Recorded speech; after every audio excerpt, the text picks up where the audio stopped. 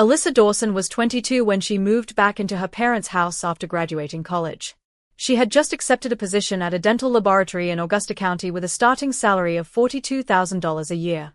It wasn't wealth, but it was stability. Her parents welcomed her home warmly, though the first evening carried an unexpected sense of formality. Douglas Dawson sat at the kitchen table with a mug of coffee already poured. Marianne sat beside him with another. A third mug waited in front of the empty chair meant for Alyssa. The setup felt less like a family dinner and more like a meeting.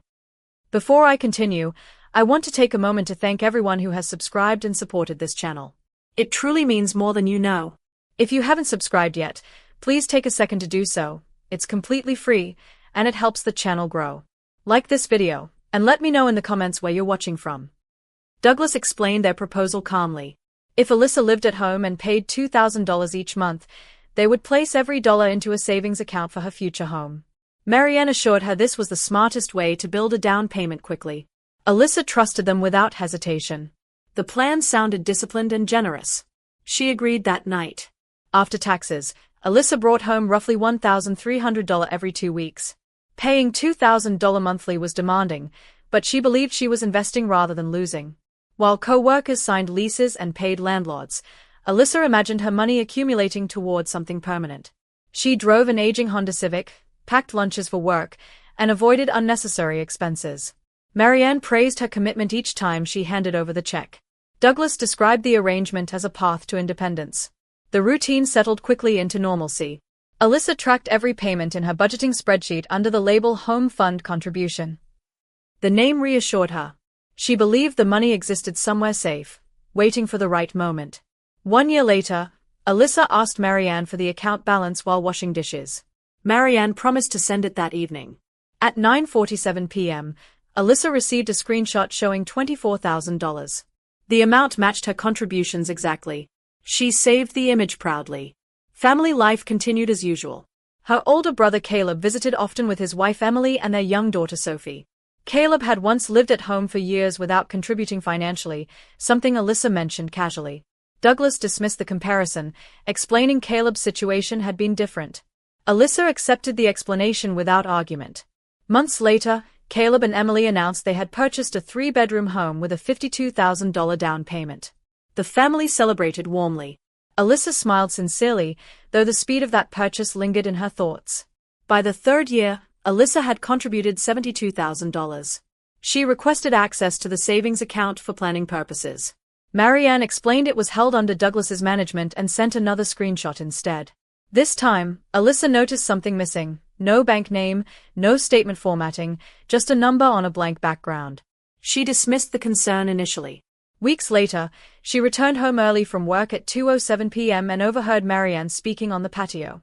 Marianne mentioned covering most of Caleb's down payment and continuing payments toward Douglas's business obligations. Aunt Janice's voice responded with concern, reminding her Alyssa had been told the money was saved. Marianne replied that Alyssa would receive it eventually.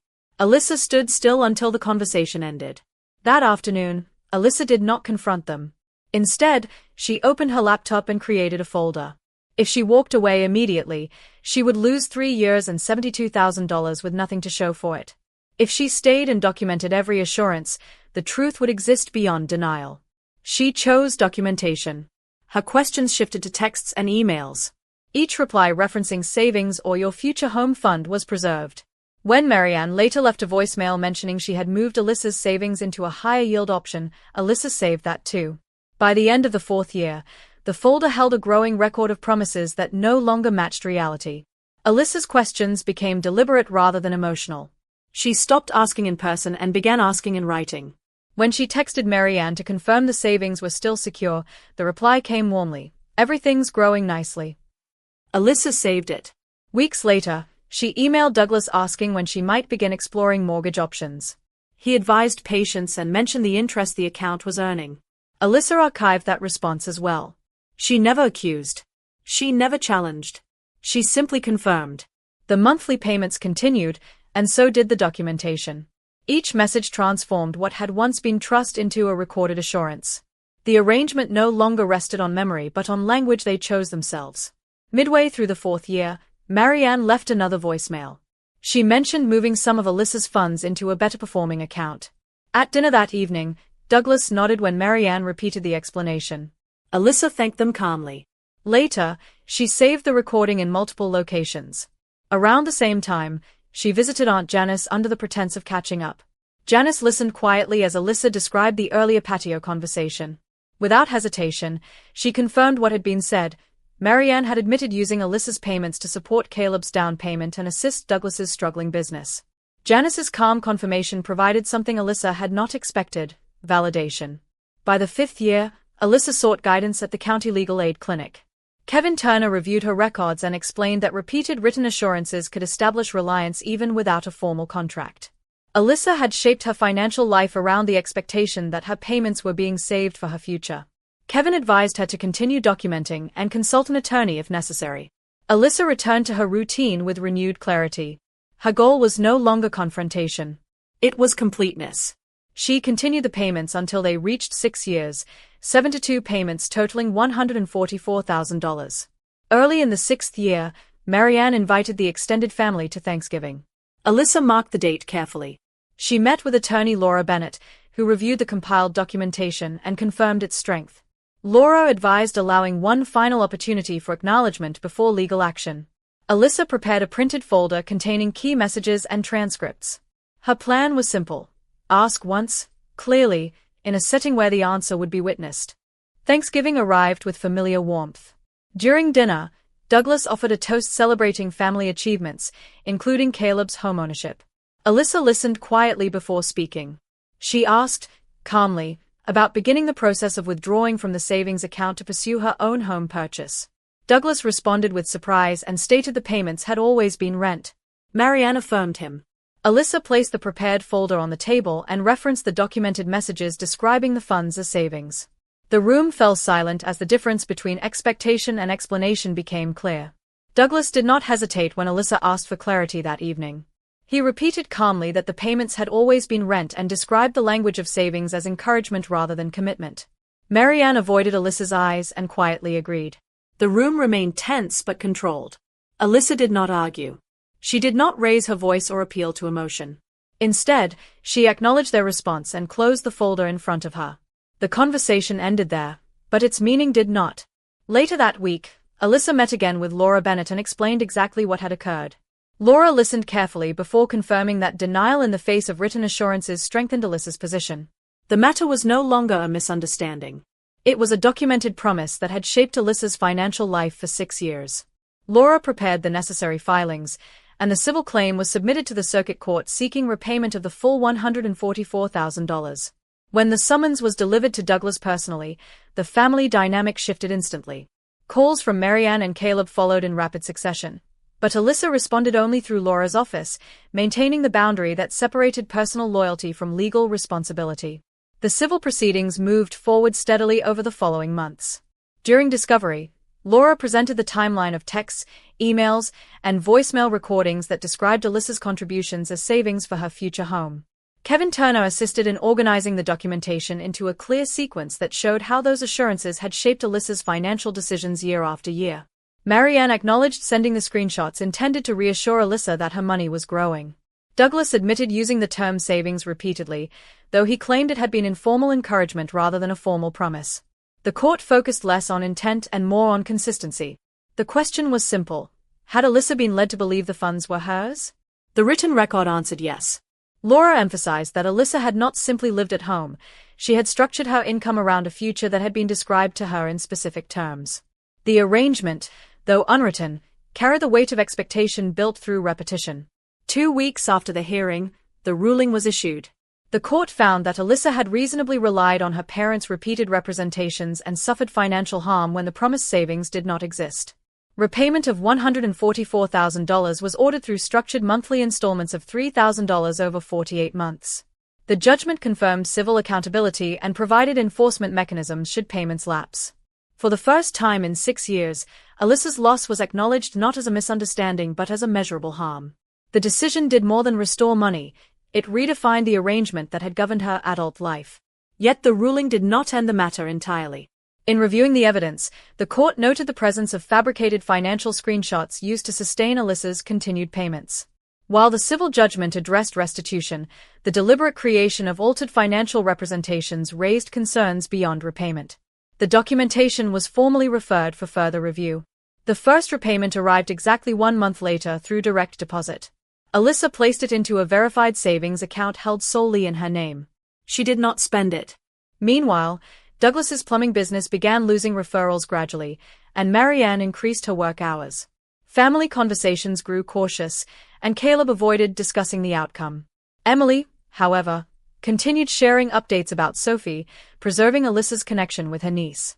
The criminal review began quietly, without public announcements or dramatic headlines. Douglas and Marianne were required to appear regarding the use of fabricated financial representations that had influenced Alyssa's continued payments for 6 years. The focus was not on whether Alyssa had lived in their home, but on whether knowingly false financial assurances had been used to secure money under a different understanding. The documentation preserved during the civil case formed the basis of the review. Alyssa's role remained limited. She confirmed the authenticity of the messages and voicemail she had saved but did not initiate the proceedings herself. The distinction mattered. The civil judgment had already addressed repayment. This phase examined intent, whether the altered screenshots and repeated assurances had been used deliberately to maintain the arrangement. At the hearing, attention centered on the screenshots Marianne had created and sent over several years. Their absence of legitimate banking identifiers, combined with her acknowledgement that they were intended to reassure Alyssa, became central evidence. Douglas's repeated written references to the money as savings reinforced the pattern. The court evaluated whether these assurances had been knowingly false at the time they were made. The consistency of language across multiple communications supported that conclusion. What once appeared to be informal encouragement now reflected a structured representation repeated over time. While the proceedings continued, Alyssa returned to her daily routine at the dental lab. The civil repayment installments remained consistent, reinforcing the earlier judgment. Meanwhile, Douglas adjusted his business operations, and Marianne maintained extended work hours. Family interactions grew quieter but remained respectful. Caleb focused on his own household, while Emily continued sharing updates about Sophie, ensuring Alyssa remained present in her niece's life despite the distance that had formed within the family. Months later, the criminal case reached its conclusion. The court determined that fabricated financial documents had been knowingly used to sustain payments under false understanding. Douglas received a custodial sentence reflecting his primary role in directing and benefiting from the misrepresentation. Marianne received a suspended sentence tied to her participation in creating the altered financial images, along with compliance conditions restricting future financial representations. The outcome confirmed that the conduct extended beyond informal family arrangements into deliberate deception. For Alyssa, the resolution marked the completion of both processes. The civil judgment restored what had been lost, and the criminal outcome addressed how the loss had occurred. Together, they formed a full measure of accountability. The monthly deposits continued, and Alyssa transferred each one into a verified savings account held solely in her name. She resumed her plans for homeownership guided by financial reality rather than promises. In the months that followed, the Dawson family adjusted to a new reality that no longer depended on silence. Douglas began serving his sentence while the repayment schedule remained in place through the civil judgment already enforced by the court. Marianne complied with her suspended sentence and its conditions, continuing to work full-time. Conversations within the family became less frequent and more measured. Caleb focused on his own household, avoiding discussion of the legal outcome, while Emily continued to share updates about Sophie, ensuring Alyssa remained present in her niece's life. The connection endured, though reshaped by boundaries that had not existed before. Alyssa moved into a modest apartment she had chosen herself. The space was simple but entirely her own, defined by independence rather than expectation. Each repayment installment was transferred into her verified savings account, where she could monitor it directly. The discipline she had once applied to contributing was now directed toward rebuilding. She continued working at the dental lab and gradually began reviewing home listings at her own pace. The case ended with more than repayment. Douglas served his sentence, Marianne lived under court restrictions, and the truth existed permanently in public record. Alyssa no longer needed explanations or apologies. Each monthly installment arrived as ordered, and each deposit strengthened the future she now controlled entirely. She continued saving toward a home that would carry only her name and her decisions. The promises that once defined her path had been replaced by documented consequence. The arrangement that began in trust had ended in accountability. Alyssa did not celebrate or dwell on the outcome. She simply moved forward, knowing that what had been taken was returned, and what had been hidden was now impossible to deny. Thank you for staying with this story until the very end. Sometimes the people we trust the most are the ones who test us the hardest. Alyssa didn't win because she fought louder, she won because she stayed patient, paid attention, and chose truth over silence. Not every betrayal ends with an apology. Not every lesson comes with closure. But sometimes, accountability is enough. If this story resonated with you, if you've ever had to stand your ground when it mattered most, make sure to like, subscribe, and share this with someone who needs to hear it. And before you go, tell me in the comments, what would you have done in Alyssa's place? I'll see you in the next story.